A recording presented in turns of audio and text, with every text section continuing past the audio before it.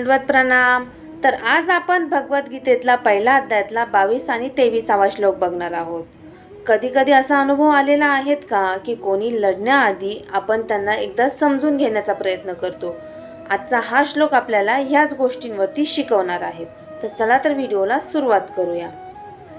यावदेतान् निरीक्षेह योद्धुकामानवस्थितान् कैर्मया सह योद्धव्यम् अस्मि नरनसमुद्यमे योत्स्यमानानवेक्ष्यः यः एतेऽत्र समागता धार्तराष्ट्राश्च दुर्बुद्धे युद्धे प्रियचिकीत्सव।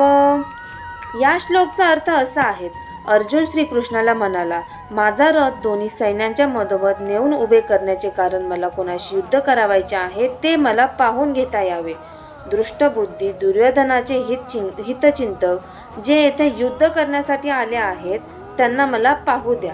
म्हणजेच अर्जुन फक्त रागाने युद्ध करत नाहीये, तो समजून घेण्याचा प्रयत्न करतोय, परिस्थिती नीट बघतोय। भगवद्गीता आपल्याला असं सांगते, कोणत्याही व्यक्तीला जज करण्याआधी त्याची बाजू समजून घ्या, कारण प्रत्येक व्यक्तीच्या मागे काही ना काही कारण असतं।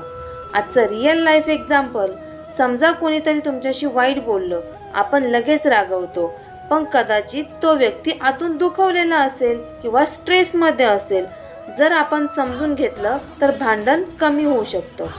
आजचा पॉवरफुल मेसेज, भगवद्गीता आपल्याला असं सांगते, फक्त रिॲक्शन देऊ नका, आधी समजून घ्या मग निर्णय घ्या।